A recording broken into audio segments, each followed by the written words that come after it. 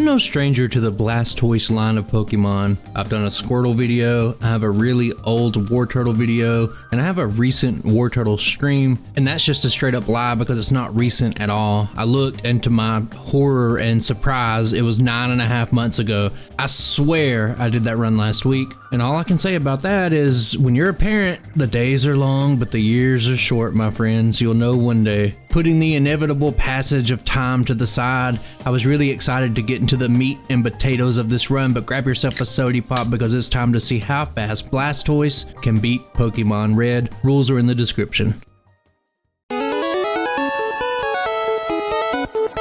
If we just take a look at the progression so far, Squirtle beat out the other first stage starters, the base stage starters I should say, with an 83.43 rating. Wartortle built on that, just shy of an A tier rating with 88.42, so logic tells us that this run should be a banger. But let's talk about Blastoise for a second. First up, like with all starters, we're in that sweet, medium, slow experience group, which is the best in the game, and we have the stats to back it up. Blastoise's stat spread leans towards the defensive side of things, but 78 speed is more than you'll ever really need in one of these playthroughs, and a balanced attack and special around the mid 80s will suffice for what we need it to do. And I'm going to leave it here for now so that we can kind of get through this early game, and since I've been playing very similar runs to this already, we're going to be looking at the optimized run today, so I'll let you know the details as we get to them. And after a very clean run through Viridian doing the bare minimum, I say it's time to look at Brock.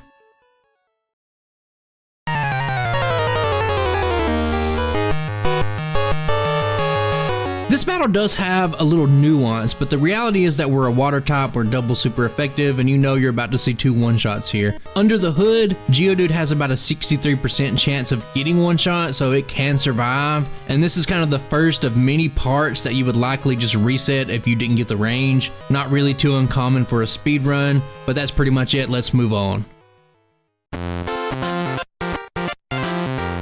Now I want to peek into Blastoise's moves for a second, and honestly, it doesn't look like much for the level up set, but having Water Gun early is pretty decent until you can get past Misty, and as you might have guessed from the Squirtle and Wartortle videos, Withdraw is the cog that makes this run as good as it will end up being in the mid and late game. For the TMs, an early Mega Punch is something that I'll come back to in a second, but things like Body Slam, Bubble Beam, Surf, Ice Beam, Blizzard, they are very powerful standard water staples, but where Blastoise separates itself from the rest of the water types is its access to Dig and Earthquake. Just imagine having only 2 weaknesses, but you get access to ground and ice moves that are super effective against those right before you have to actually fight the gym. It's pretty strong, but that will lead us into comparing Blastoise. Venusaur is the obvious bar to chase for this episode. It got a very respectable 2 hour and 5 minute time with a 94.5 rating, and this is what Blastoise needs to clear if it wants to cement itself as the top dog in terms of starters. If you've watched the Venusaur run, you know that the early game is a little bit slow due to one fact. While Vine Whip and just grass moves in general will absolutely crush the first 2 gyms, they are not that great on almost every other trainer. So many things resist grass, and I do go into full detail with the numbers in that video, but the long and short is that you have to use Tackle a lot. The main differences in these runs during the early game is that while Blastoise does have the same setup with Tackle and a 40 base power stab move, Water is almost universally neutral during this stretch of the game, and in a lot of situations you can do almost double the damage over Venusaur. Don't get me wrong, everything is still basically a 2-shot during this part of the game, but it's still better than what Venusaur went through. And finally, let's go back to Mega Punch. The addition of this early game TM into Blastoise's arsenal, it does several things that are pretty good, but it gives me the ability to hit really hard against opponents that resist water moves without relying solely on Tackle. It's great if, let's just say a hypothetical here, if there was like a starfish loving gym leader coming up very soon that unlocks a very big power spike, maybe that would allow us to take her on immediately. But first, I did forget to mention I picked up a hidden potion in front of the Viridian Forest bug catcher for the sole reason of being able to use it after the Goldeen Junior trainer before taking on Misty. This fight just comes down to mega punching until you win. In a perfect world, you would 2-shot the Staryu, use a Tail Whip on the Starmie, not see an Extra-fin, and then you would 3-shot it. Now I tested this a lot, and I'm here to tell you guys, from the bottom of my heart, that perfect does not exist. Staryu takes a little longer than I would like, and I do have to set up an additional Tail Whip after an Extra-fin on Starmie. Now the potion was for crit protection, because I did lose this battle a lot in practice, believe it or not. But the fact that this wasn't great and I still kept this result was mainly because it wasn't too bad and enough other things in the run went right for me just to accept this. Like we alluded to earlier, the big result of this battle is Bubble Beam. It almost completes our early game Exodia to really start ramping up our speed, but first we have just one little tiny hurdle in our way. And I've said it before and I'll say it again, Pidgeotto is bulky, and I think that alone makes it better than the second rival fight in yellow. I don't think anybody's going to argue that the second rival fight in yellow is any good. I just think red's is much harder. Tangent aside, I can't one-shot it, so it does get a shot at doing Sand Attack to ruin our life, but I survive. But here's the story of the fight. To save time, I did not heal. I'm going to do this a couple of times in this run. I was already missing some health, and after some unfortunate misses, I go down to just 6 HP, and that's going to put us into unintentional red bar. I've touched on this in earlier videos, but red bar is normally a great thing for speed runs, but I play on instant text for all of my runs, so I basically always find it more trouble than it's worth, and the time difference is really negligible. You might also know that this is the stretch of the game that contains the single highest cluster of mandatory battles, but I want you to look at this heart attack right here. There's lots of quick attacks on this route that can ruin your run, but this Pidgey gets off a hit, and it takes me to just 1 health, which makes things so risky here, but Blastoise is a tank. We've set ourselves up for success, and I'm just gonna make it through. Now this is a side tangent here, but this is why I'm glad that instant text makes red bar not really have that much of an impact. Now if you've played on regular text, this would always be the hands down fastest way to get better times, and if you really wanted to push the limit of Pokemon, you would try to do this for every single run that you did. There's just so many quick attacks and little things that can go wrong that you'll probably fail a lot, and you have to do a lot of runs, and in a format where I only usually do like 3 runs to keep things fair and just make it to where I can actually make a video on time, I think it would be awful. It feels awful to play. Going down to 1 HP probably took a year off my life right there, and that's all I really wanted to say. Please don't click off the video. Now we're gonna get to some run defining early moments for Blastoise. First up is access to Dig. I touched on it earlier, but this coverage right before Surge is a godsend, but now let's get into a more controversial decision. I'm not gonna get Body Slam on the SSN. The amount of times you need a normal move is very low, and if you absolutely need one, the 80 base power of Mega Punch, it does fine. For the most part, you'll just be using Dig to hit ranges anyway, and it just made sense after doing some runs and just seeing the numbers. I'll be grabbing the Gentleman Candy as well. I'll talk about candies more later, but as for rival number 3, it's pretty much the same fight. There's still the same Sand Attack chance, but do notice that I go for Mega Punch here, just because it's potentially a little bit faster, but I do miss. It still takes me 3 turns, but remember that Dig also takes about 1.5 turns, so it didn't really cost me anything. I just wanted to point it out that I kind of hate using Mega Punch. Surge is where I feel that Blastoise separates itself from other water types. You already know it's because of Dig, but even great runs like Gyarados or Dugong, they needed to use candies and they really needed to plan around the super effective damage here. And the fact that Blastoise can not only pick up all one-shots, but you also have enough speed to trivialize the Raichu, this is where you really start seeing the strength of the tanky turtle. And I'll say this right now, if Blastoise got access to Thunderbolt, I think it might very well be a top 3 Pokemon, if not higher. Now that's not really spoilers, I'm just saying that it would make it just that much better. But this is actually going to bring us to our first look at split data. Remember, Venusaur had a very slow early game relying on mostly Tackle, and that's because so many things resist grass moves. As a result, Blastoise has a pretty massive lead of nearly 9 minutes, and this is pretty early in the game. Now, I would not judge things just based off of this just yet, but it just shows you how much of a heavy reliance on a bad move like Tackle, and let's say the Venusaur run, or even in a run like Tauros, can really hold a Pokemon back. But we'll revisit the split data when we get past Giovanni, sometime around there. skipping ahead to the Rocket Hideout, I'm going here first just so that I have a little bit more money, but I don't need to pick up any high money items. Blastoise also learns Withdraw during this section, and I have the kit here just to trivialize this part of the game with one exception, and that being Kangaskhan, but Blastoise really doesn't care that much about that.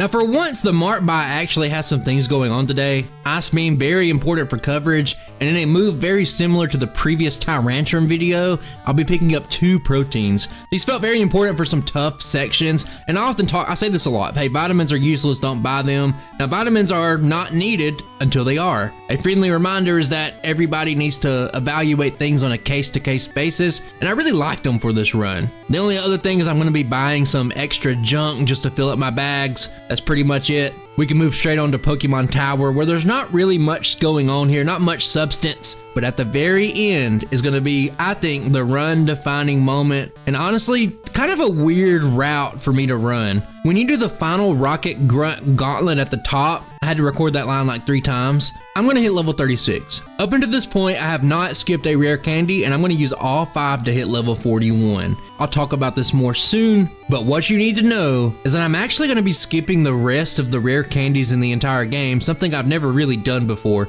I've flirted with the idea of skipping some, but that means that even simple candies like Cycling Road, the 2 candies in Pokemon Mansion, Silph, the Warden's House, they'll all be skipped, and it's for a very specific reason that I'll touch on a little bit right now. It's been a minute since I've used a Pokemon that relies on the badge boost glitch to elevate itself. When you use something like Swords Dance or Amnesia, it's really straightforward. Use it, double your power each time, and just steamroll everything. A move like Withdrawal gives you a very small incremental 12.5% increase up to 6 times, assuming that you have the relevant badge. And those boosts will disappear when you level up. That, coupled with how easy you level up in the medium-slow level up group, presents a problem that's fairly rare in Pokemon. You don't see a lot. Even in your 60s, the champion fight will level you up before the end. That's just an example. I'm not really spoiling anything here. What I'm trying to say is that the art of pushing this specific Pokemon came almost exclusively from meticulous and thorough experience management. I could not grab any more candies if I wanted my route to work, but let's move on to Silph.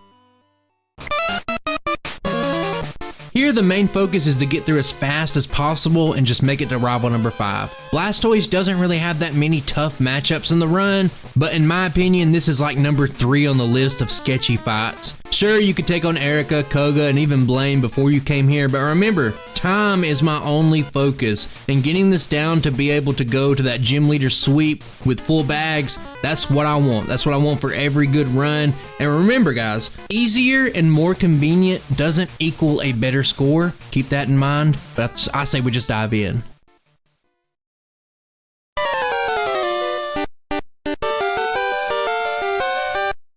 With Ice Beam, Pidgeot is the same scenario as it has been. 2 shots, it does have a chance to do Sand Attack, we don't see it here, great. Now Gyarados is something that I haven't talked about, but we don't have a super effective answer, so it's gonna be a bit of a slog. I go for the wrong move on accident, but I do get rewarded with a freeze on the next turn, and this would be great, but honestly guys, I kind of play this fight wrong here. Growlithe is whatever, it's gonna go down in 1 shot, but I don't outspeed Alakazam. Here it does waste a turn, and Dig does like 99% of its health, and I make a huge mistake here. I go for Surf. I'm thinking, hey, it's slow, let's go for the 1-turn move, but it moves first, use Recover, and it's gonna put it just outside of Surf range, and of course, it's gonna crit with a Psybeam. This puts me in a position at the end to where basically if Venusaur goes for any damage, I'm gonna reset, and it goes for the hardest hitting grass move that it has, and that's gonna be the very first reset of the run. There's not really much else to talk about in the early part of the fight, but I did have a different plan for Gyarados originally. I take a calculated risk with a Withdrawal on Pidgeot. It doesn't really boost me in anything helpful, but I just want the actual defense here. This means I can negate most of the damage coming from Gyarados, but he doesn't really do any physical damage here, but that's okay. Let's get back towards that Alakazam. And I guess I'll mention that the proteins boosted my 1-shot chance here to like 55%, so I'm actually more likely than not to 1-tap it, and what I'm trying to say is it just goes down here. Now on Venusaur, I go for Dig first just because I'm rolling the dice on what move it's going to use first. I don't pull the pro gamer move and avoid a Razor Leaf, but it just doesn't go for anything really, and an Ice Beam is going to seal the deal. Now I want to talk about something that was hard for me to do. One of the upgrades from War Turtle to Blastoise was access to Earthquake, and I'm not actually going to get Earthquake today, and let me talk about that. I think Earthquake would be worth it if we used it dozens and dozens of times the rest of the playthrough, but the reality is that I'm only going to use Dig like 10 more times for the rest of the run. Now the equation to ask yourself here is if routing in escape ropes, backtracking to get Earthquake, menuing to learn Earthquake is ultimately worth it to save you like 5 or 6 turns in battle. I don't think so, but I will talk about one specific part where Earthquake would be kind of useful. But I just find it really funny because when you first look at this learn set, you think that this is a very clear path to take. But just the way everything worked out, I don't want any more candies, and it just made this decision that much more easier to me. Now it's going to be time for that patented gym leader blitz now that we have our bags full. We are very over leveled for Erika, so Ice Beam, we can just take her down in 3 hits, not much to say here. And when we move on to Koga, I am going to take a slight risk of getting smoke screened or something like that with a withdrawal. That's going to give me some great things here. Number one, it's for muck ranges. It puts it into a pretty much guaranteed 1-hit range, and it gives me some protection against self-destruct. Surf can one-shot the coughing, so once again, you're kind of dealing with Dig a little bit less here, but it's not really a complicated battle. And after a very brisk swim down to Cinnabar, I'm just going to take throw a dart blindfolded, take a shot in the dark, if you will. I'm going to guess that Blastoise has no idea if TM28 is actually Tombstoner, brother, or not, and we can just move straight on to Blaine. And it gives me a reason here to talk about another minor reason why Earthquake isn't as good, because a lot of threats that you would normally want to use it on and save time over using Dig, we can just use Surf. Things like Blaine, Giovanni, and just multiple other examples that we're gonna see in the run, they're just weak to water, and it's as simple as that. Sabrina's also a little bit closer than you would think. You can take out Kadabra and just kind of go for it if you want to, but I play it kind of cautious here and I badge boost, and things get a little dicey if that tells you anything. 99% of this problem is self-created because I decided not to heal to try to save some time, but with +3 I can do things like one-shot Venomoth, so I can avoid paralysis, and I can outspeed Alakazam. And early Reflect neuters Dig's damage, but Surf does a lot, and here's what it comes down to. Alakazam not only crits, but it gets the Confusion proc. I hurt myself due to Confusion, and this one would be over if Alakazam didn't go for Recover, letting me steal a win here. Straight into Giovanni for the last gem, and you know what a water type's gonna do here. You can actually go Ice Beam at the start, take out the first 2 Pokemon with it, and just finish with 3 Surfs to save some PP, but outside of that, there's really nothing interesting here. Rival number 6, yet another annoying fight, but less so since Sand Attack's not on the table. It means that the first part of the fight is inconsequential with one exception. I'm very tanky, but a Dragon Rage from Gyarados actually does kind of hurt a lot. You don't think of Dragon Rage as really a good move later in the game, but even at this high of a level, 40 damage is 25% of our health, so it does a decent chunk, but we do get to level up on Growlithe, and the goal here is just to get to +6, survive the battle, and move on with our lives. Alakazam, of course, goes for Reflect. Earthquake would avoid that problem, but we're so beefed up right now we can survive a Psychic starting at such low health, and we progress, and finally I take the gamble. I'm not sure if Ice Beam would one-shot here, that's my bad. So I use Dig, and I get it right. I avoid the Razor Leaf, and I win on the next turn, so pretty good battle.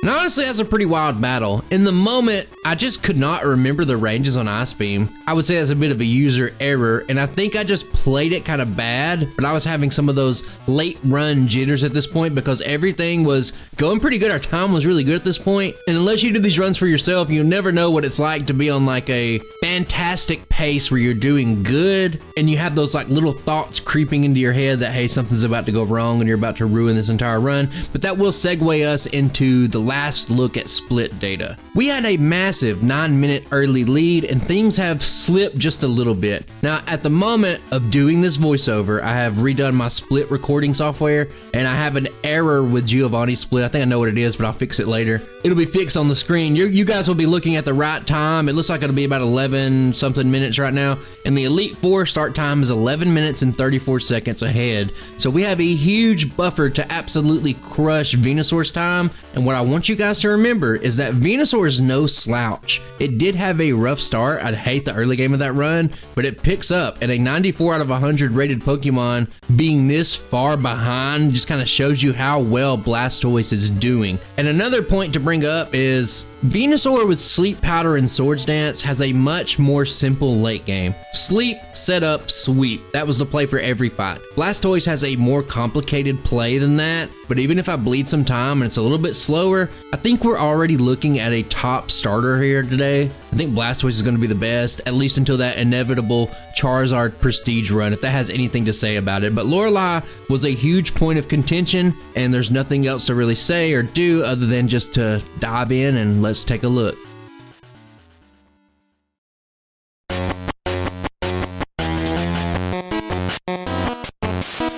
Going into this one, I have to immediately pause to talk about it because to me, this was the most important battle of the run. This is the one battle where Earthquake would feel a lot better, and if you wanted even more consistency, you could have used the tried and true Mimic Amnesia on the Slowbro tactic, but we're all about speed here. I want to go fast, get the fastest time, and I've discussed why I decided to skip Earthquake, and going through all the hoops to get Mimic just feels like it's asking to be slower. Remember guys, more consistent and being safer doesn't equal faster. Now let me give a huge disclaimer here to say that this fight ranks as the number 2 worst fight of the run, but I would say in terms of time and slowing you down, it is the worst fight in the run, and just the way the experience lines up, you cannot afford to use withdrawal for badge boost on Dugong, and here's going to be the play. You use Dig. It being a 2-turn move does open you up to some more annoying things like Dugong using rest more and wasting your time, and if you start to get growled, you got to start pivoting away and go for Surf. I talked earlier in the video about how I had some slower moments because things didn't go how I would like, for example like the Misty fight, and I kept it. It was all because of this specific battle. It went so well. Now it starts off kind of like a slog. Doesn't look great. I'm using Dig, it uses rest, it does it a couple of times, but there's 2 really important things that happen. Number 1, I avoid growl, so Surf PP won't be an issue here, and most importantly, number 2, I crit on my 4th Dig. I put it into Super Potion range, and for good measure I crit again, and I have to stress that this is by far the best Dugong round I have ever gotten on Blastoise. They were much worse in practice and in the blind run. And just not to stay here all day, let's keep things moving. I level up after the Dugong. This is the green light to use 6 withdrawals to badge boost all of my stats. Cloyster can be annoying, it can confuse me, so you can hit yourself and you got things like Spike Cannon, but it doesn't do much once you finally get set up. But once you get there, it'll take it out in 2 surfs, and then you're kind of off to the races. Now Slowbro can be annoying because of Amnesia, especially if you get growled earlier, but a little bonus is that growls at this point in the fight will actually boost your surf damage even further, and with a single growl from Slowbro plus another setup, Jinx will actually be a one-shot, and that's what we're going to see here. Now at the end, you do have to deal with Confuse Ray and Body Slam. It is what it is. You have so much defense, 600 defense, it doesn't really matter, and the only thing that can really threaten a reset at this point is like paralysis and just skipping your turns, maybe some crits. But I think I get past honestly one of the only negative parts of the way that I routed this one. I almost wanted to go back and get Earthquake just because of this battle, but this was a great result. I can't stress that enough. Bruno, like we probably all could guess, is not an issue. No healing required. I do go Ice Beam on the Onyx to make sure I have enough surfs to keep going, and I get through without a scratch, so hey, let's move on. Agatha was another slight concession because I do not outspeed the first Gengar. One withdrawal will put you past its speed, but I get confused, so in the moment here, I just decide to set up a second withdrawal just for better ranges later, and it drags on a little bit, but eventually Dig does the job, and I do miss the range on Golbat, which is unfortunate, but I get a freeze. Haze can be really annoying. It'll make you lose your badge boost, all of them, even the one you're supposed to have, so I'll take the result, and from there, it's pretty much going to be one-shot city all the way to the end. But I'm gonna miss that range on the Gengar, but it does trigger a Super Potion, and I get to finish the battle. Lance is interesting for one big reason. I don't have a direct answer for Gyarados. I do have Blizzard, I picked it up in Pokemon Mansion, but I'm still using Ice Beam solely to have enough PP to make it through the fight. I will level up at the end, but that's kind of insignificant. And a couple of withdrawals not only gives me badge boost for damage and speed, but the extra defense actually wards off things like Hyper Beam from being lethal. I do take some Dragon Rages that start to add up, but I do get a freeze proc, so that's pretty good. It wasn't required, I didn't need it, but it's just a nice little bonus. And remember, Lance does have Hyper Potions, but Hyper Potions can't heal the freeze, only full restores. Now from there, this one's basically a done deal. I do outspeed the Aerodactyl now, so I just sweep through until the end, and eventually you will level up. Now it is a range on the Dragonite, but I do miss it. But I'm gonna get the second freeze proc. When you need a freeze proc really bad, you don't get it. In this battle, I did not need the freeze procs at all because I'm just gonna knock it out in the next turn anyway. I'm gonna hit the range. The whole point I'm trying to say is when you could care less about the freeze procs, you get all of them. But this one's done. Let's move on to the final battle.